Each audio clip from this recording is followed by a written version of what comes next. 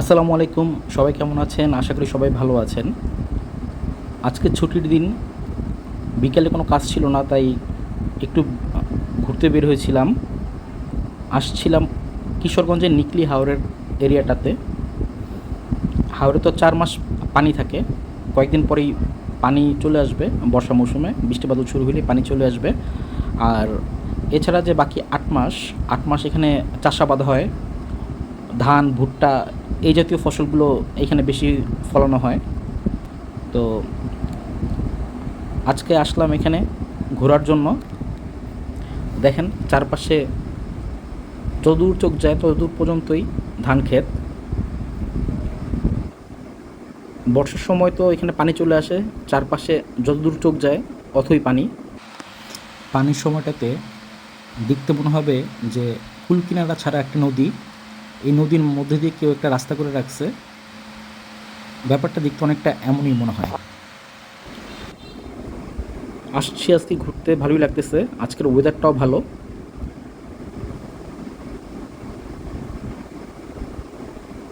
অনেকেই ফসল তুলে ফেলছে। কিছু কিছু ফসল, কিছু কিছু ধান অলরেডি পাইকে গেছে, এগুলো কেটে ফেলছে। আর কিছু কিছু পাকতেছে, ওগুলো কাটবে। সবাই ধান মারাই, ভুট্টা মারাই এগুলো নিয়ে সবাই ব্যস্ত, যে যার মতো কাজ করতেছে। ধান মারাইয়ের পর এগুলো সব শুকায় ফেলতেছে, রোদে দিয়ে শুকায় ফেলতেছে। যে দেখেন ভুট্টা, এই যে এখানে ধান মারাই চলতেছে, ধান গাছ থেকে ধানগুলো আলাদা করতেছে। আর এই যে স্তূপ করে সাজায় রাখছে, এগুলো মারাই করার জন্য স্তূপ করে রাখছে। স্তূপ করে এগুলো সিরিয়ালে মারাই করা হবে। অনেকেই এখানে ভুট্টা শুকাইতেছে। মাঠে এখনও অনেক ধান আছে, অনেক ধান কাটার বাকি। নিকলির মানুষ আসলেই অনেক কর্মঠ, তারা প্রচুর কাজ করতে পারে। এখানে পুরুষ মহিলা সবাই একাধারে কাজ করতেছে। বাচ্চারাও বাদ নাই, বাচ্চারাও এখানে বিভিন্ন সাহায্য সহযোগিতা করতেছে। দেখবেন বাচ্চারাও কাজ করতেছে। তারা কিন্তু প্রচুর পরিশ্রমী। তারা ফসলের মৌসুমে ফসল ফলায়, আবার তারা হাঁস পালে, মুরগি পালে। এখানে প্রায় প্রতি বাসায় হাঁস মুরগি পালন করে। হাঁসগুলো এখন তারা ছাড়তেছে না এই জন্য যে ফসল নষ্ট করবে বা ধান খেয়ে ফেলবে, এই জন্য আর কি হাঁসগুলো ছাড়ে না। হাঁসগুলো এখন বিভিন্ন জায়গায় আটকানো আছে বাসায়। আর তারা হচ্ছে বাসায় এখন হাঁসের খাবারটা দিতেছে। প্রতিটা বাসায় গরু, ছাগল এগুলোও পালে। যারা এদিকে আসছেন বা আসবেন, তারা খেয়াল করলে দেখবেন প্রতি বাড়িতেই গরু আছে। এই যে আমরা চলে আসছি টলার ঘাটটাতে, এই জায়গাটা অনেকেই চিনবেন। যারা বাইক নিয়ে ঘুরতে আসেন, তারা ডান পাশের দিকে যে রাস্তাটা নেমে গেছে, এখানে অনেক ট্রলার থাকে। যারা বাইক নিয়ে আসেন, তারা বাইক ট্রলার তোলার সুবিধার জন্য তারা এই পাশ থেকেই ট্রলার তুলে থাকেন। হয়তো আপনাদের জায়গাটা পরিচিত মনে হবে। এখানে প্রচুর পরিমাণ নৌকা, ট্রলার এগুলো বাঁধা থাকে যখন পানি থাকে তখন।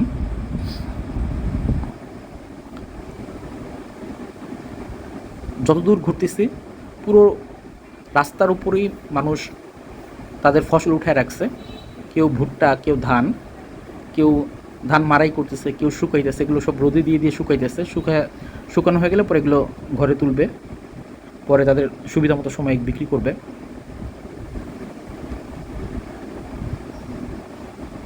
যদিও এখন খরার মৌসুম বা শুকনো মৌসুম, এই মৌসুমে পানি নেই, তারপরেও কিন্তু এখানে এখনও সুন্দর।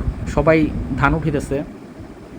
পাকা ধানের যে একটা ঘ্রাণ, তারপর কাদামাটির একটা ঘ্রাণ, এগুলো যারা গ্রামে ছিলেন বা গ্রামের পরিবেশে বড় হয়েছেন, সবাই জানেন যে কত একটা মিষ্টি একটা ঘ্রাণ। পাকা ধানের ঘ্রাণ, কাদামাটির ঘ্রাণ, এগুলোই মানুষকে তার গ্রামের কথা মনে করায় দেয় বা গ্রামের ফিলিংসটা বাড়ায় দেয়। দেখেন এদিকে যত দূর চোখ যাচ্ছে শুধু ফসল আর ফসল। এখানে প্রচুর ফসল উৎপাদন হয়। আবার কয়েকদিন পরে যখন বৃষ্টির মৌসুম চলে আসবে, বৃষ্টিতে পানি জমে যাবে, তখন এগুলো সব পানির তলে চলে যাবে। আর শুধু রাস্তা থাকবে। ডানে বামে যত ফসলি জমি দেখতেছেন, এগুলো সব পানির নিচে চলে যাবে। বর্ষা মৌসুমে যখন আপনি এই রোডগুলো দিয়ে যাবেন, মনে হবে একটা কুল কিনারা ছাড়া একটা নদী, নদীর মাঝখান দিয়ে কি একটা রাস্তা করে রাখছে, আর আপনি রাস্তাটা দিয়ে যাচ্ছেন। বোরিং সময় কাটানোর জন্য আসছিলাম এখানে, ভালোই লাগলো। আশা করি আপনাদেরও ভালো লাগবে, গ্রামের একটা ফিল পাবেন।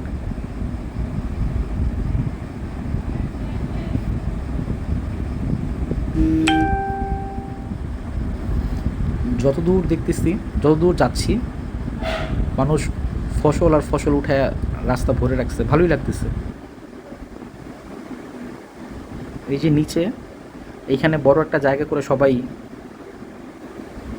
তাদের ফসলগুলো মারাই করে নিতেছে, আর ধানের যে গাছটা সেটা তারা শুকায় নিচ্ছে।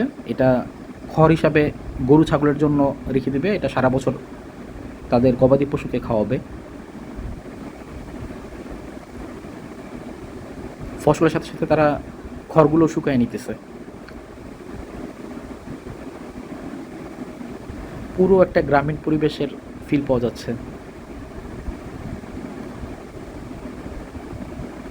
বাসায় বোরিং লাগতেছিল, ঘুরতে আসলাম। এখানের পরিবেশ, এখানের সব কিছু দেখে মনটা একদম ভালো হয়ে গেল।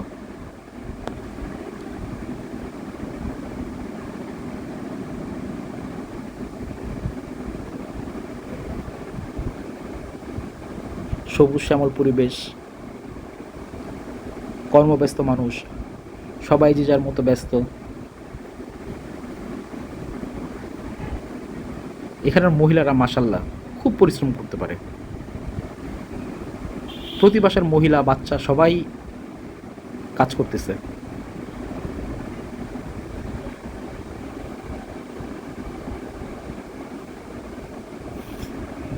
আপনাদের এই ব্যাপারগুলো কেমন লাগলো, বা এইটা আপনাদের গ্রামের স্মৃতিকে মনে করা দিতে পারতেছে কিনা, এই ব্যাপারে আমাকে জানাবেন।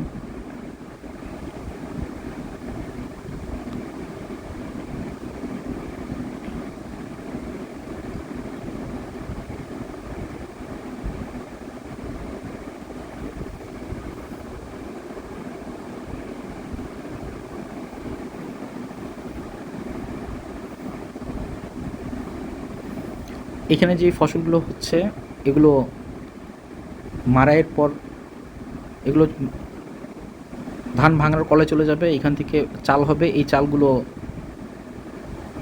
ঢাকা সহ দেশের বিভিন্ন প্রান্তে পৌঁছে যাবে।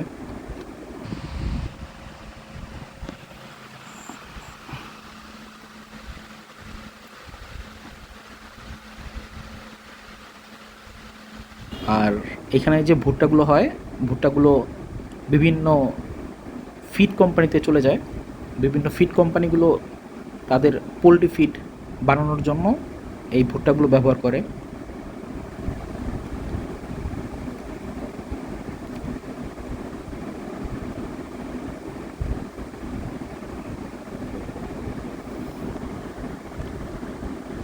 যাই হোক, আজকের মতো এখানেই শেষ করি।